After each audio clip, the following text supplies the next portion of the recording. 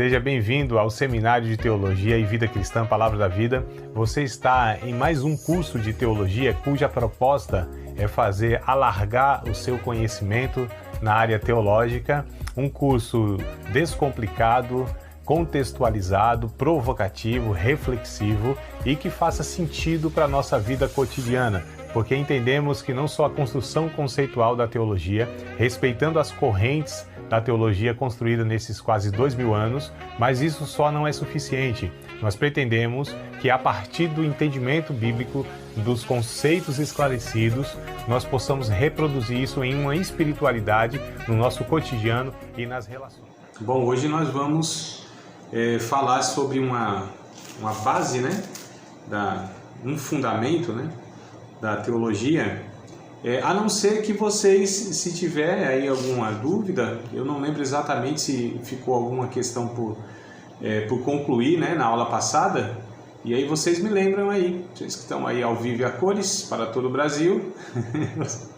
Tem alguma questão? Ficou aí dúvida de algum ponto lá no finalzinho da aula? A gente não? Tá tudo certinho então? Não, tudo certo. Então vamos lá. Vamos dar continuidade então. O fundamento, né? Esse fundamento que eu quero tratar com vocês hoje, ele por um lado é muito simples, né? Não é uma questão tão teórica assim, embora lógico que a gente vai trabalhar os textos bíblicos, né? Mas é algo que parece ser óbvio, né? Parece ser uma coisa até muito clara, mas a gente percebe que nem na teoria, ou seja, se perguntar para um cristão, né, sobre esse fundamento, né, ou seja, ser um discípulo de Cristo, o que é ser um discípulo de Cristo? Tá? Então esse seria o fundamento, né? O que é ser um discípulo de Cristo? Se nós pedíssemos, né, para alguns irmãos definir o que é essencial em uma pessoa para que nela seja identificada que é um discípulo de Cristo, né? Aquilo que as pessoas precisam olhar e enxergar nela, né? O que é essencial, né? Qual é o que identifica essa pessoa como discípulo de Cristo. Se perguntássemos para alguns irmãos, eu acredito que talvez teriam dificuldade para pontuar, né?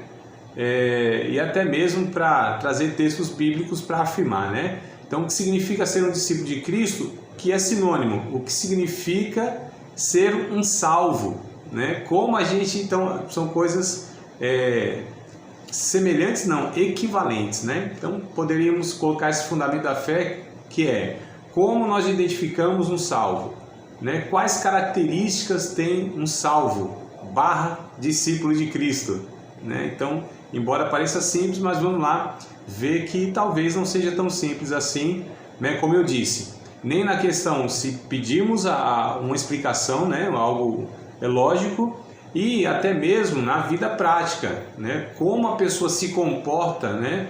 Como ela enxerga a vida, se entendendo como discípulo de Cristo. Então, o religioso, ele é uma pessoa que muitas vezes é enganada, né, pelo fato de que lhe foi ensinado que para ser um discípulo de Cristo precisa fazer isso ou deixar aquilo, né? Como se comportamentos eles fossem suficientes ou fossem critérios para a pessoa ser salva. Nós entendemos que as pessoas que são salvas, por assim dizer, discípulos de Cristo, são pessoas de fato que têm, né, estilos de vida e comportamentos que os distinguem, alguns, né, mas são pessoas, via de regra, normais, tá certo? São normais, né? Constituem família, têm profissão, enfim, têm uma vida social normal. Os valores, tá certo? Que é o que vai, de fato, né? É o que a pessoa carrega, os conteúdos que ela tem, né? Os princípios que nós chamamos. São essas coisas que vão estar mostrando, de fato, quem essa pessoa ela é.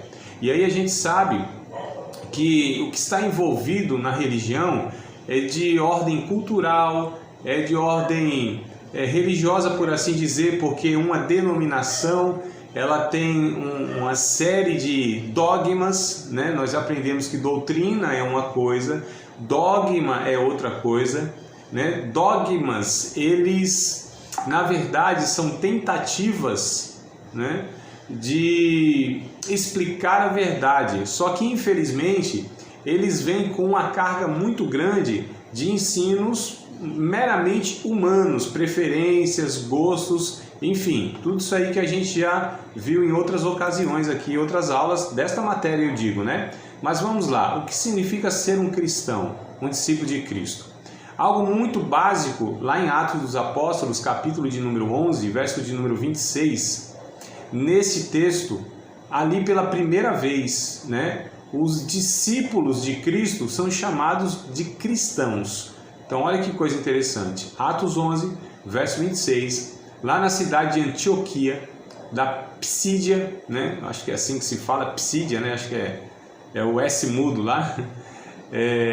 Lá pela primeira vez, os discípulos de Cristo foram chamados.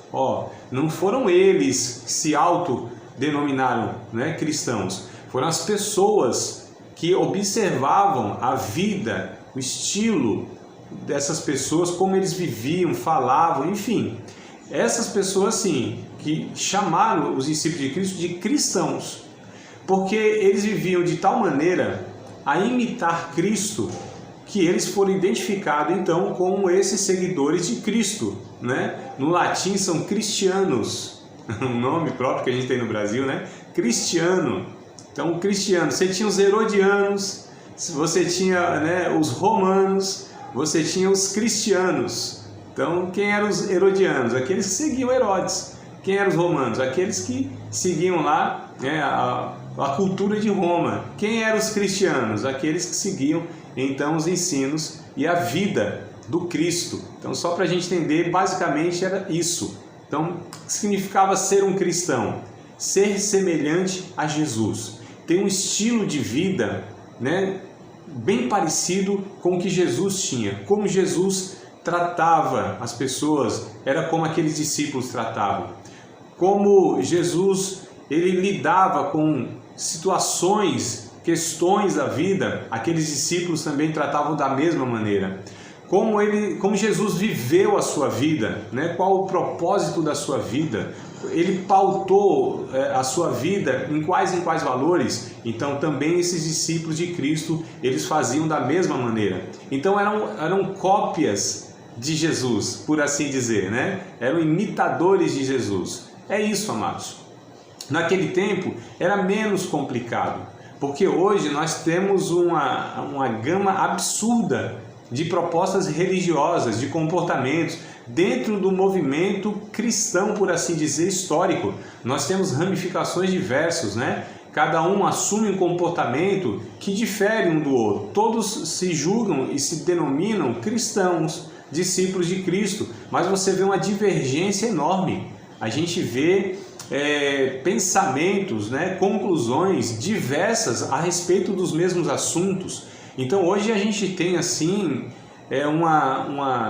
uma coxa de retalho muito grande naquilo que a gente chama de cristianismo e a compreensão do que é ser um discípulo de Cristo, né, em várias questões da vida e pensamentos e comportamentos. Uns pensam de uma forma e outros pensam de outra, né? A gente começa a estar detalhando minúcias da vida e a gente coloca aqui aquelas coisas que distinguem. O discípulo de Cristo não faz isso, o discípulo de Cristo não gosta disso, o discípulo de Cristo não faz assim, não faz assado. Mas os detalhes da vida, aquelas coisas que são as mais fúteis e as mais banais. Opa, vamos ver que tem alguém aí no microfone.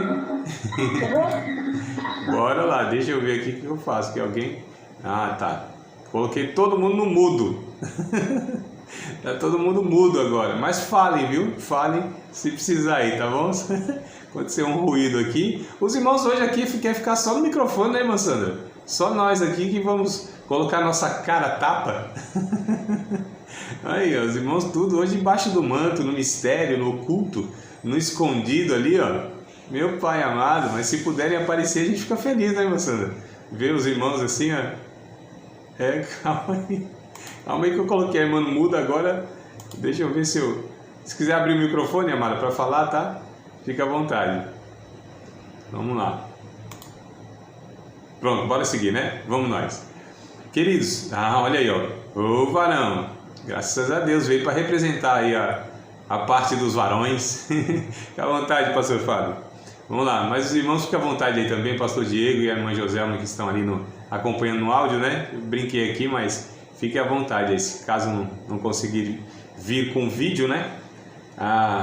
O acompanhamento aí já é muito bom. Vamos lá, queridos. Então, na continuidade, era muito simples essa questão de você identificar um discípulo de Cristo, né? Um salvo, por assim dizer. Então, eu anotei algumas questões aqui que eu acho interessante a gente se nortear por elas, né? Primeiro, né? Ou seja, respondendo à pergunta, né? O que significa ser um discípulo de Cristo, né? O que significa ser um salvo? Primeiro, é atender uma chamada, tá certo? Ou seja, um convite, né? A salvação e está convicto de 3 coisas. Então, olha só. Para ser um discípulo de Cristo, biblicamente falando, tá certo? É aquele que atendeu uma chamada de Deus. É aquele que aceitou um convite de Deus, né? Por meio de Jesus Cristo. A gente não fala isso nos nossos convites, nos cultos, né? Quem quer aceitar Jesus, quem quer atender esse chamado que Deus está fazendo, né? Para a salvação. Então, um discípulo de Cristo, primeiramente, é aquele que atendeu um chamado, tá certo? Um convite para a salvação. E ele precisa estar convicto de 3 coisas no mínimo. Primeiro, todas as pessoas pecaram. Então, um discípulo de Cristo, ele precisa ter a consciência de que todas as pessoas pecaram. Romanos capítulo 3, verso 23, Paulo vai dizer: todos pecaram e separados, instituídos, eles carecem da glória de Deus. Então, um discípulo de Cristo precisa ser convicto disso. Ele, como todos os seres humanos, pecaram. Todas as pessoas são pecadoras. Portanto, todas elas precisam da graça e da salvação que só vem de Deus por meio de Jesus Cristo. É muito básico isso, né? O Evangelho, na verdade, ele é muito simples na sua pregação para a salvação.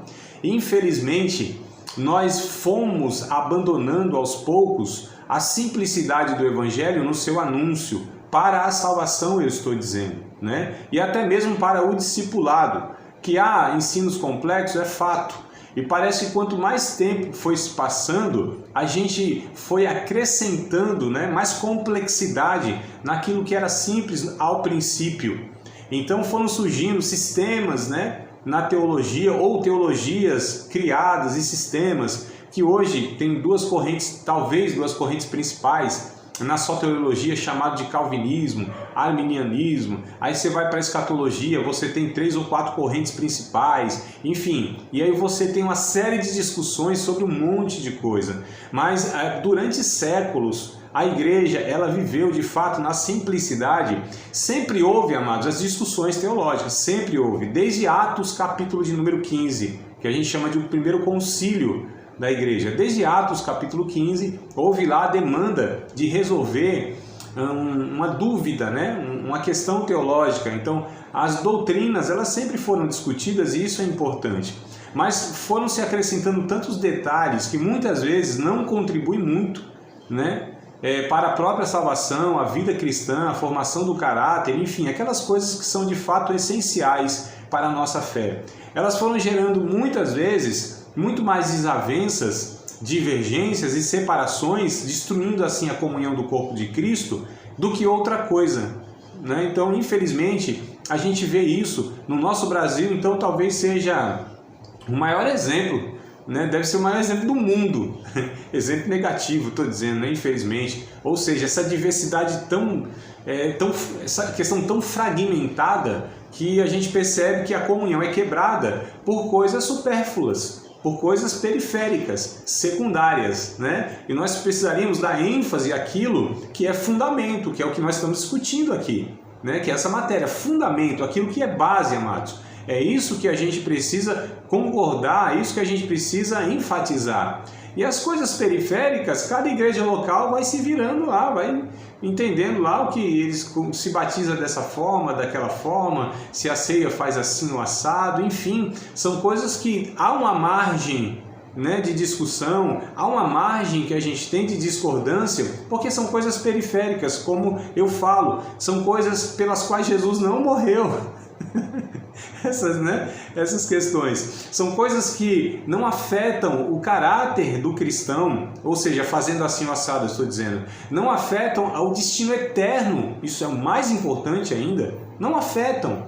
Então, quando a gente vai lidar com as divergências das denominações, por assim dizer, do nosso país, a gente percebe que o que é fundamento, se reunirmos, esses líderes, os teólogos, vão concordar quase 100% com todos eles. Bem possível. Agora, quando chega aí nessas minúcias, é que vai gerando, né, aí as divergências, enfim. Mas é uma questão complicada. Então, primeira coisa que um discípulo de Cristo precisa estar convicto. Todos pecaram, todos os homens são pecadores. A segunda coisa está também em Romanos, só que o capítulo 6 e o verso 23, né? Que diz assim, porque o dom gratuito aliás, o salário do pecado é a morte, mas o dom gratuito de Deus é a vida eterna por Cristo Jesus. Então, qual é a segunda convicção que um salvo, um discípulo de Cristo precisa ter? Que a penalidade por nossos pecados é a morte. A penalidade por nossos pecados é a morte. Então, nós merecíamos a morte. Todo ser humano estava perdido. Então, antes que a gente, olha só, antes que alguém seja salvo, né? Ou para ser salvo, ele precisa de um reconhecimento de que ele está perdido. Porque como alguém vai aceitar a salvação se não reconhece que precisa dela por estar perdido? Não é, amados?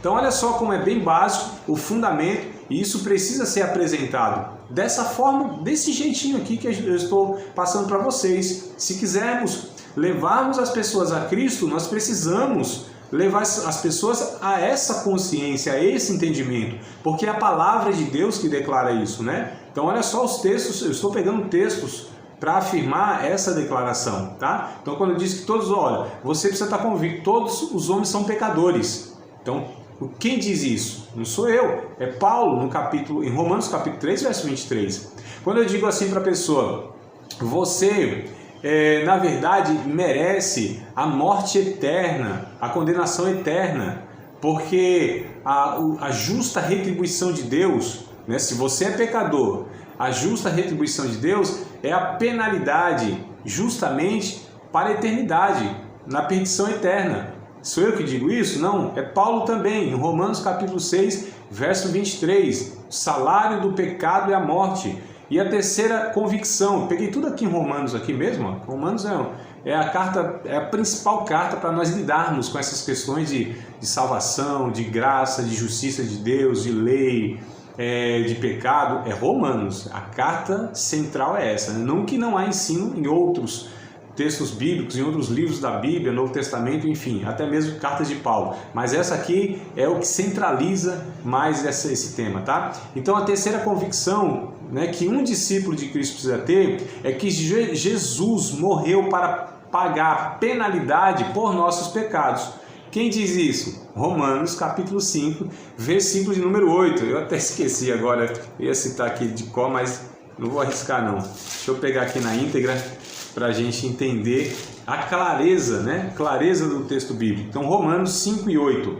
Mas Deus prova o seu amor para conosco em que Cristo morreu por nós, sendo nós ainda pecadores. Percebam, queridos, 3 pontos vitais para um discípulo de Cristo ter convicção.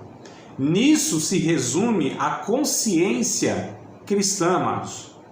Então, temos que perguntar para um salvo, aquele que se declara discípulo de Cristo, sobre essas 3 convicções. Ele precisa entender isso. Porque aqui está, nessas 3 convicções, aqui está a revelação do Evangelho. Todos os homens pecaram, merecem a morte, mas Jesus morreu por nós. Olha, é o tripé, é a coisa mais básica, só que mais poderosa mensagem que a igreja tem ao longo dos séculos, amados. Vocês percebem que é uma simplicidade de um lado e há um poder imenso do outro, porque Paulo diz, essa pregação, isso aqui é a pregação da cruz que a gente chama. A pregação da cruz é loucura para os que perecem, mas para nós que somos salvos, é o poder de Deus.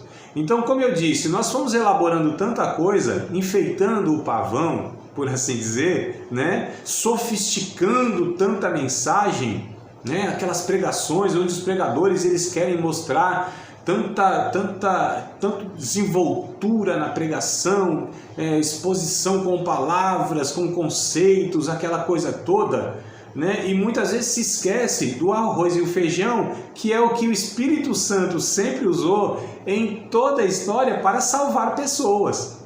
Então olha só, o que nós estamos colocando aqui é um fundamento da fé, que é salvar pessoas, que é a consciência de um salvo e de um discípulo de Cristo. Eu não estou dizendo, senão é uma contradição absurda, né? Eu, ministrando um curso de teologia para vocês, dizer que não há necessidade de nós refletirmos e estudarmos algumas complexidades. Não é uma contradição, né? Não é isso que eu estou dizendo. Mas nesse fundamento é algo muito simples, tá certo? Aliás, eu acredito que a nossa função como pastores, pregadores, professores, discipuladores, conselheiros, é pegar as questões complexas que há mesmo na Bíblia e na vida espiritual e trazê-la assim, ó, esmiuçando ela e trazê-la na simplicidade para que todos que ouçam possam absorver de uma maneira clara, objetiva, elucidatória, né? É como a Bíblia diz, trazendo luz, trazendo compreensão. As palavras de Deus, como diz o salmista, Salmo 119, diz que traz sabedoria aos simples. As pessoas simples, elas adquirem sabedoria por ouvir a mensagem de Deus. Então, essa é a função daquele que transmite a palavra de Deus, traduzir essas complexidades, né? E trazê-las assim na linguagem, trazer no chão de fábrica da vida, trazer nas limitações do seu público, por assim dizer, tá? É isso que eu tentei fazer ontem, por exemplo. Se vocês quiserem, eu mando aí até no grupo a minha pregação de ontem. Foi a mais simples possível, né? Até alguém comentou, né? Simples, mas falou comigo. Eu falei, glória a Deus. E me senti elogiado, né? Simples, mas falou comigo, disse lá alguém. Mas vamos lá. Mas a declaração disso só não é suficiente, pois deve-se responder ao convite de Jesus. Então, no capítulo 11 de Mateus, verso 28 ao verso 30, Jesus ele faz um convite. Amados, isso aqui são os textos mais básicos que nós usamos no evangelismo, né? São textos tão conhecidos que as pessoas sabem, o crente mais simples sabe isso aqui de cor e salteado, né? Mateus capítulo 11, verso 28 ao 30, ele sabe recitar. Um bom aluno de escola dominical, um crente pouquinho aplicado, ele vai saber desses textos, porque isso aqui eram os textos que nós usávamos e devemos continuar usando aí na evangelização, por assim dizer. Diz assim: vinde a mim, todos vós que estáis cansados e oprimidos, e eu vos aliviarei. Tomai sobre vós o meu jugo e aprendei de mim, que sou manso e humilde de coração, e encontrareis descanso para a vossa alma. Porque o meu jugo é suave e o meu fardo é leve. Então, olha que coisa interessante. Como eu disse aqui, vou repetir para a gente estar amarrando aqui, né? Uma coisa na outra. Então, a declaração disso, ou seja, dessas três convicções que nós falamos, né? De entender que todos são pecadores, de entender que todo pecador merece a morte, mas que Jesus morreu na cruz para pagar essa dívida. Então, essas três convicções, elas são inicialmente essenciais, mas não para por aí, porque essa declaração ela não é suficiente, pois é necessário atender um convite de Jesus. E que convite é esse de Jesus? Esse do Mateus capítulo 11, que Jesus diz para ir a Ele todo aquele que está cansado e oprimido. Só que há um ponto aqui que muitas vezes a gente não aborda. Jesus disse: vocês precisam tomar o meu jugo, meu fardo que é suave, meu jugo que é leve.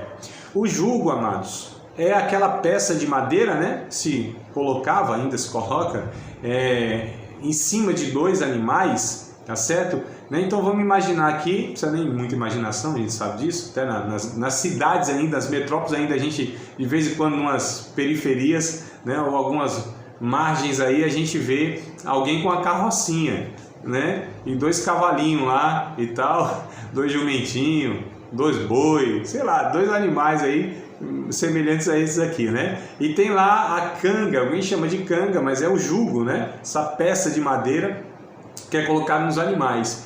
Agora é interessante que Jesus pega essa figura aqui para exemplificar que aquele que recebia o seu convite, aceitava o seu convite, precisaria assumir o seu jugo.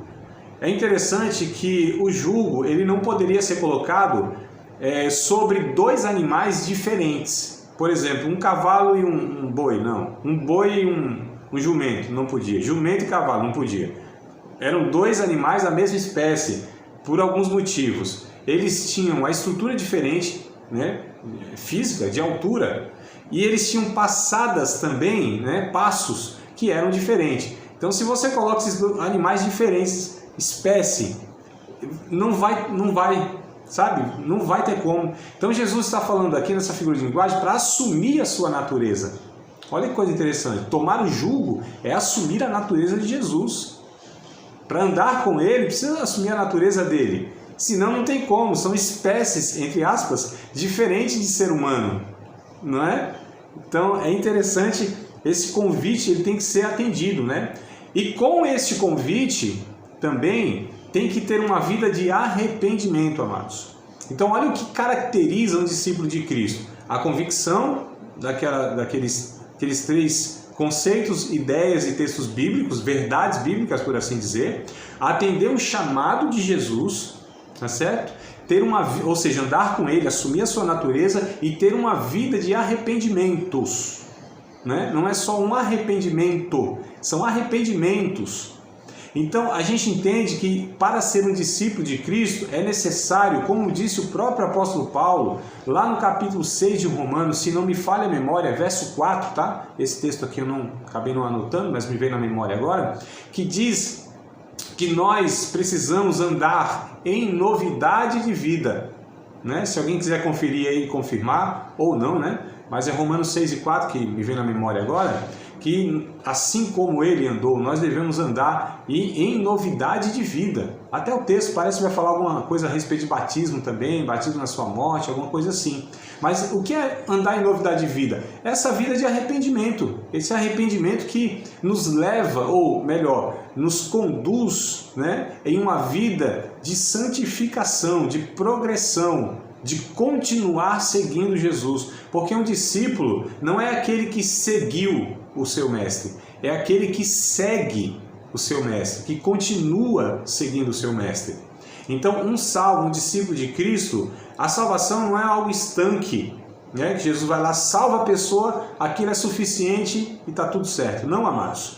A salvação, ela vem de fato, né? De uma forma a transformar essa pessoa, é radical, dá-lhe uma nova natureza, torna essa pessoa diante de Deus inocente, justificada, é o texto que é o termo, melhor dizendo, que a Bíblia usa, né? Justificada, inocentada, só que continua-se, a salvação precisa ser continuada, tá certo? No sentido que o que é a salvação? Não é só o livramento, né, da punição eterna que ali a pessoa recebeu, também e principal é. Só que a salvação é Deus alcançando essa pessoa, libertando essa pessoa, lhe dando uma nova natureza e formando Jesus na vida dela, tá certo? Né? Construindo o caráter cristão na vida dela. A gente vai ver isso aqui. Então, o discípulo de Cristo é aquela pessoa que está em contínua ascensão, no sentido que ela está sendo aperfeiçoada por Deus, moldada, mudada, transformada por Deus. E isso é que a gente se refere ao arrependimento. Essa pessoa, ela vai tendo aí, né, as suas consciências de pecado. Opa, deixa eu só fazer um negocinho aqui, pronto.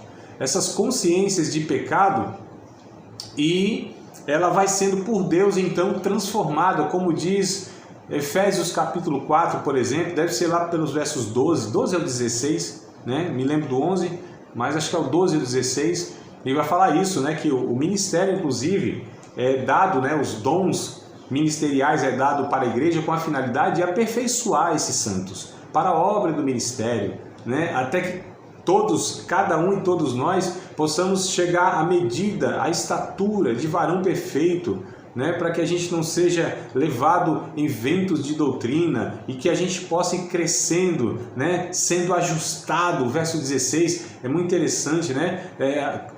A ideia é que o membro, ele vai sendo, o membro, o corpo, né? Vai sendo ajustado e vai crescendo, né? Nas juntas, nas ligaduras, enfim, nos tendões, os músculos, aquela coisa toda, e crescendo saudável, e tomando forma, e se fortificando. Essa ideia, essa metáfora do salvo ser o corpo de Cristo, e cada um de nós, os membros em particular, mas que fazem parte de um mesmo corpo, enfim. Então, só para a gente entender, tá? Essa possibilidade, né, se dá pela regeneração, ou seja, uma vida de arrependimento só é possível após a pessoa nascer de novo. Se a pessoa não nascer de novo, não há como ela conseguir se arrepender de fato. Fala, André, mas calma aí. Como assim? Tem pessoas, então, que podem estar na igreja, podem estar nesse movimento evangélico e podem não ser regeneradas? Podem não ter a experiência do novo nascimento? Sim, infelizmente, amados. A gente vê isso na fala de Jesus, e a gente vai ver, acho que mais para frente aqui, talvez a gente chegue lá, na própria fala de Jesus, dizendo lá para o doutor da lei, para o pregador da nação, para o teólogo reconhecido e respeitado, para o cara que fazia parte de uma igreja, vai falar para ele, ó, meu filho, quer dizer, Jesus não falava assim, né? Se Jesus fosse cearense, ele ia falar, o macho, tem que nascer de novo. Você não nasceu de novo, então olha só, o cara tinha todos esses títulos, todos esses reconhecimentos sociais, era tido lá, né, eu estou contextualizando aqui, tá? Não estou exagerando não. Vamos colocar aqui, seria hoje um pastor renomado, um professor de teologia, uma pessoa reconhecida nacionalmente como sendo um mestre, e Jesus falando, você não nasceu de novo.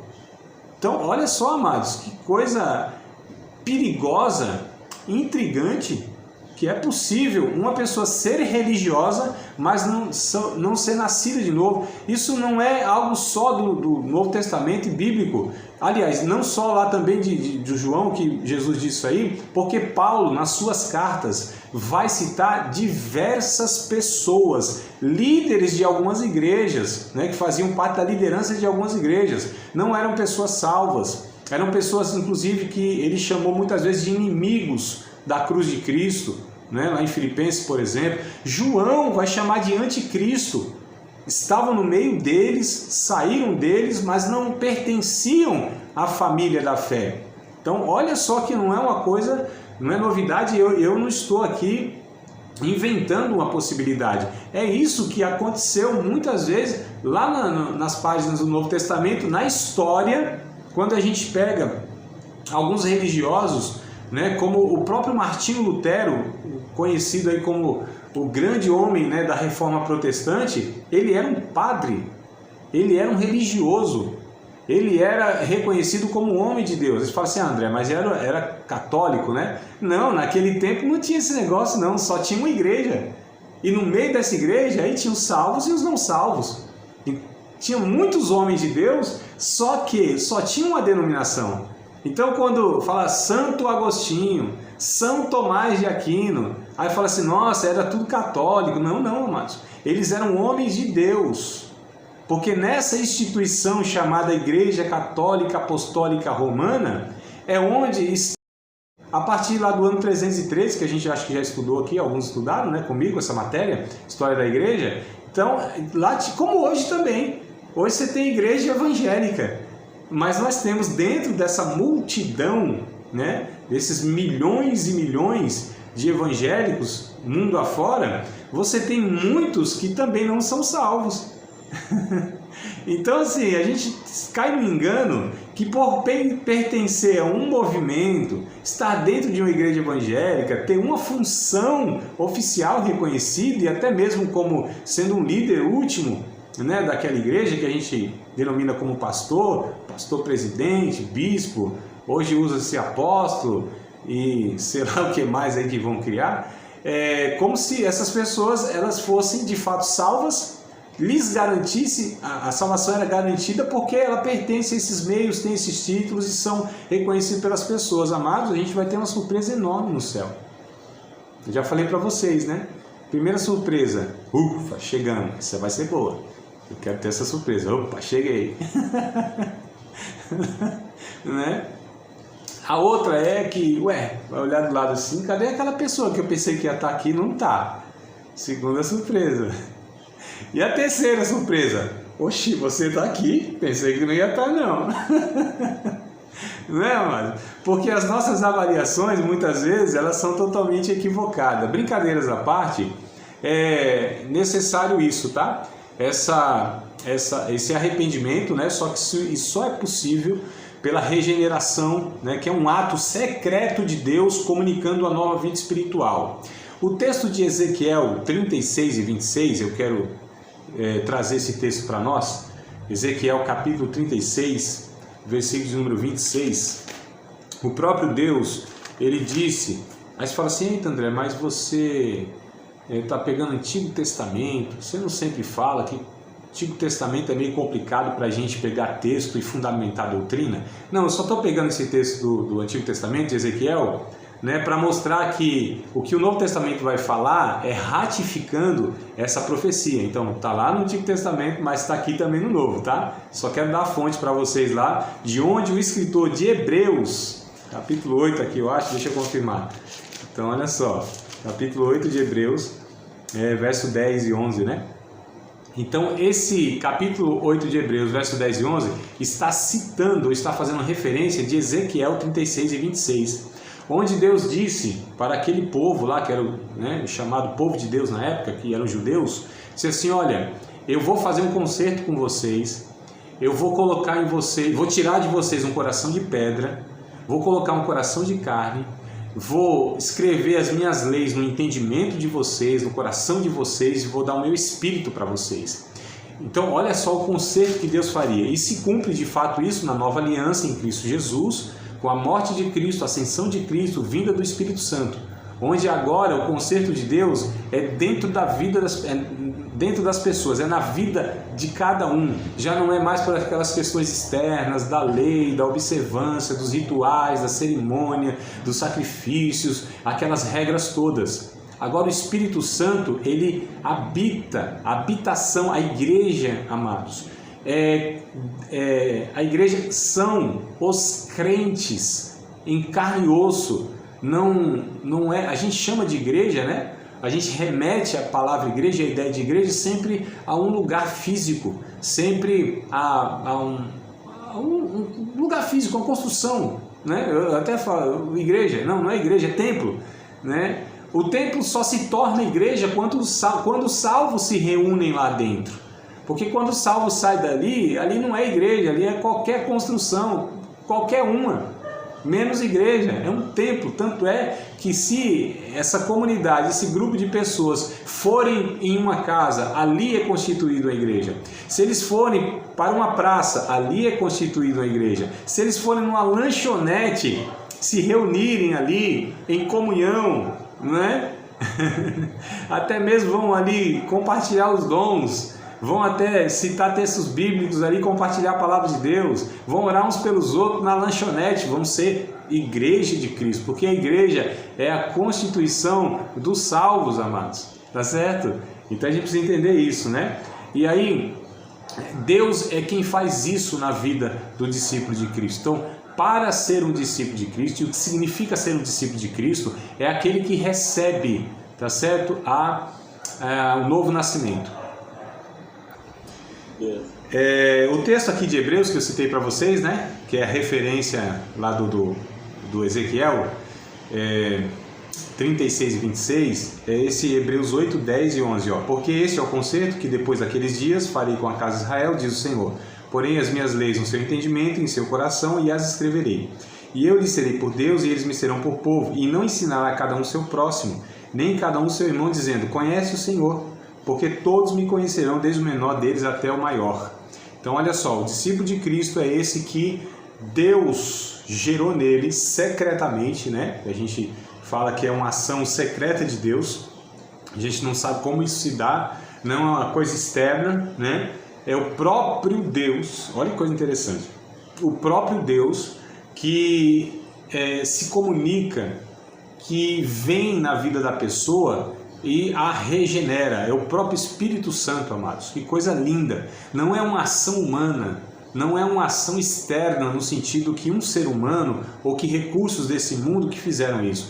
É literalmente o próprio Deus que vem sobre a vida da pessoa, né? Via de regra, pela pregação do Evangelho, né? O Evangelho pregado é o que gera a vida, é o que salva, é o que liberta.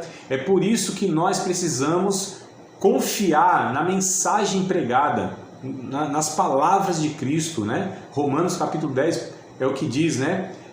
A fé vem pelo ouvir, e o ouvir a pregação de Cristo. Então nós precisamos entender que o Espírito Santo ele usa a pregação do Evangelho para libertar, para transformar e para salvar pessoas, né?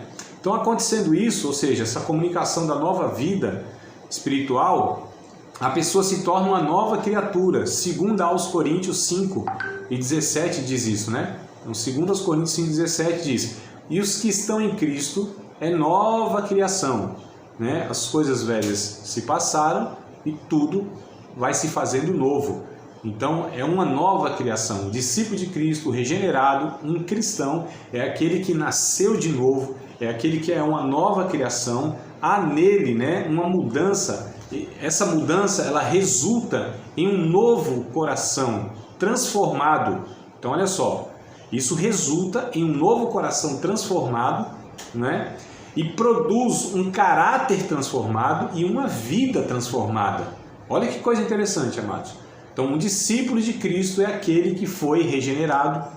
Como resultado disso, o seu coração aqui que eu me refiro, que a Bíblia cita, é o íntimo do homem, é o centro do homem. Não, a gente está falando de emoções, de sentimentos, de afetos.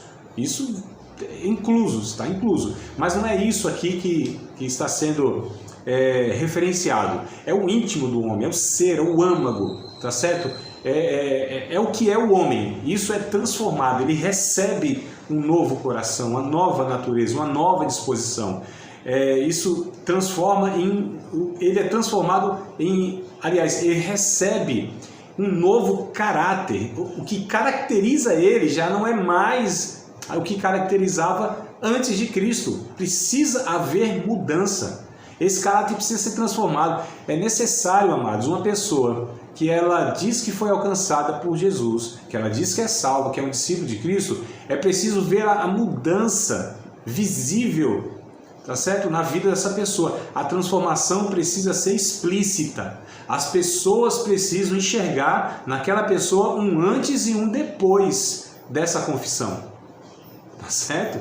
Então esse negócio que muitas vezes as pessoas dizem que aceitou Jesus, que é evangélico, aquela coisa toda, mas você não vê essa mudança escandalosa, explícita, radical, então tem alguma coisa errada.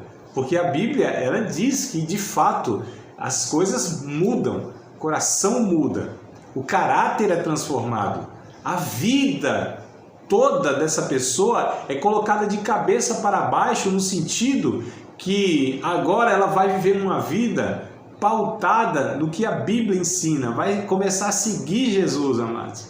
E Jesus está indo contrário ao curso deste mundo, como diz Efésios capítulo 2, né? Nós andávamos segundo o curso deste mundo e aí Cristo nos encontrou. Nós fomos salvos, nos ressuscitou, nos deu uma nova vida. Então todos os setores da vida são transformados, todos os setores da vida dessa pessoa são transformados, todas as áreas da vida dessa pessoa. Então o discípulo de Cristo é aquele que já não vai mais se comportar nem ser a pessoa que era antes de aceitar Cristo no trabalho, em casa, com a família, com os vizinhos, com os parentes. Tudo é mudado, todas as áreas da sua vida, todos os aspectos da sua vida são transformados, né? E traços, essa pessoa tem que ter traços que reflitam o caráter de Cristo. Paulo chama isso do fruto do Espírito Santo. Em Gálatas capítulo 5, versículo de número 22. A gente lê tanto esses versículos aqui, né? Então olha só que coisa interessante. O discípulo de Cristo é isso. Ele tem traços, tá certo? Que refletem o caráter de Cristo, né? Então isso é chamado do fruto. O que é o fruto do Espírito Santo? É o caráter de Jesus sendo moldado, né, no salvo. Isso é evidência de salvação. Isso é evidência, amados. Não se conhece um discípulo de Cristo pelos dons espirituais manifestos na sua vida, viu? Tá, a pessoa, nossa, aquela pessoa é muito espiritual, fala língua estranha, profetiza, tem dom da pregação da palavra, dom da ciência da palavra, da sabedoria da palavra. Olha, a pessoa é usada por Deus para curar. Então não são essas coisas que evidenciam o novo nascimento, evidenciam o ser um discípulo de Cristo. O que evidencia, o que é termômetro de espiritualidade, amados, de fato, é o fruto do Espírito, não são os dons espirituais.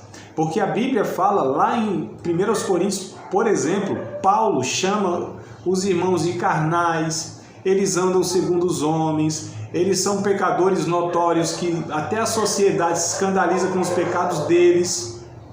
A gente está falando então de pessoas que estavam falando que agora era de Deus. Só que Paulo fala, calma aí, está tudo errado.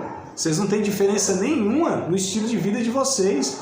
Vocês não tratam o pecado com seriedade. Vocês continuam sendo egoístas, contendeiros, briguentos. As tendências das luxúrias de vocês ainda parece que não deixaram totalmente. Ainda tem resquícios em vocês, né, de todo aquele pecado que escravizava vocês.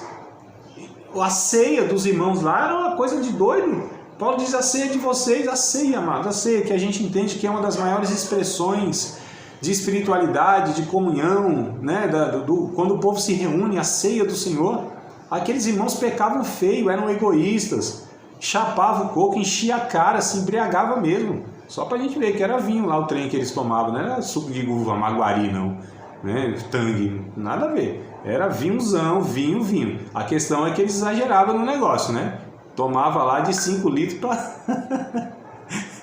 era o barril que eles viravam lá, né? Então eles se embriagavam. Aí Paulo vai dizer, ó, vocês se embriagam, vocês comem a própria ceia de vocês, porque tem irmãos aqui que não tem condição, vocês não esperam por eles. Eles não têm nada para trazer aqui com vocês, cada um come a sua própria ceia, porque tinha essa condição. A ceia era a chamada festa do ágape, é o que a gente chama hoje de junta-prato, irmão. Sabe? Vamos juntar na casa do irmão? Vamos, cada um leva um pratinho? Pronto, era isso aí. A ceia era isso aí, era uma refeição. Cada um levava, só que tinha irmãos e muitos que não tinham condição. Então passavam vergonha, porque chegando lá o irmão já tinha comido e ele não tinha nada. E Paulo vai dizer, vocês não discernem o corpo do Senhor. Vocês não entendem o que é comunhão, cada um come a sua própria ceia. Eu vou louvar vocês por causa disso? Não vou. Vocês estão se reunindo, é para pior, é para perdição de vocês. Está no texto lá, mas eu não estou inventando palavra nenhuma aqui, está tudo ali no texto. Lógico, eu coloquei aqui umas... Mas assim, a ideia está tudo ali, né? E aí a gente percebe que o fruto do Espírito começa assim, ó, em Gálatas 5:22. Amor, aqui já está o cerne do negócio, tá certo? Eu conversando com um pastor, um irmão, há muitos anos, um ex-padre, então uma pessoa bem estudada mesmo, né? Para o cara chegar a ser padre, ele precisa estudar bastante. Ao contrário do pastor, né? Parece que... enfim, mas aí ele falou assim, André, esse Gálatas capítulo 5, verso 22, poderia bem ser traduzido assim, ó. O fruto do Espírito é amor, 2 pontos, e o resto que vem é porque deriva do amor. Eu falei, é verdade. Né? Pense bem, porque tudo o resto é um desdobramento do amor, né? Só que lá está escrito amor, gozo, paz, longanimidade, benignidade, bondade, fidelidade, mansidão e domínio próprio. ou temperança. Então, olha só, amados, as características de um discípulo de Cristo. Então, essas coisas que nós estamos falando aqui, elas devem evidenciar uma pessoa salva, um discípulo de Cristo. Esses são os critérios bíblicos infalíveis, inerrantes, inegáveis. Se há em uma pessoa, nós podemos falar, você é um discípulo de Cristo. Se assemelha muito, né? Se tem isso aqui, ó. Então, amados, não tem muito segredo e é isso. É o que a Bíblia nos ensina, tá certo? Se a gente for aqui, ó, fazer uma breve recapitulação, olha só. Então, o que significa ser um discípulo de Cristo? Precisa aceitar uma chamada, atender uma chamada, um convite para a salvação. Precisa ter convicção de 3 coisas: que todos os seres humanos são pecadores, que todos os seres humanos, inclusive ele, né, merece a morte, mas que Jesus morreu pelos seus pecados. Essa declaração não é suficiente, precisa responder este convite, não é só reconhecer isso, mas responder, ou seja, ser responsável, responsivo, ter uma devolutiva, por assim dizer, né? Eu aceitei Jesus, então mostra para mim, eu estou respondendo com a minha vida, estou sendo responsável, estou atendendo, né, esse convite de Jesus. Enfim, é uma pessoa que ela é regenerada, recebeu a nova natureza, a vida espiritual, é uma nova criação em Cristo, né? Todos os setores da vida dela é transformado, tá certo? Os valores, os princípios, são todos eles derivados dos ensinos bíblicos, né? Expressam, manifestam a natureza de Jesus, que é a pessoa que está sendo nele formado, tá certo? E nele, então, há esses traços aí que refletem o caráter de Cristo. Então, um cara que ama, um cara que se alegra com as coisas de Deus, se alegra com o que Deus se alegra, né? Um cara que tem paz, é pacífico, não é contendeiro e tal. Ele é um cara que tem uma disposição de bondade, um sentimento de bondade, faz as coisas de uma forma benigna, né? Então, ele é longânimo, tem mais do que paciência, tolerante com aqueles que precisam ser. Ele é leal, ele é fiel, né? Ele tem domínio próprio. Pode participar de mais uma aula de um dos nossos cursos do Seminário de Teologia, Vida Cristã, Palavra da Vida. Espero que tenha te abençoado, não só alargado o seu conhecimento teológico, mas que tenha também atingido o teu coração para que você possa a cada dia mais reproduzir a vida de Deus nas suas relações cotidianas. Se você ainda não é aluno oficial de um dos nossos cursos, se inscreva aqui no contato que vai aparecer do WhatsApp. Também nos siga nas redes sociais, se inscreva no nosso canal, compartilhe à vontade.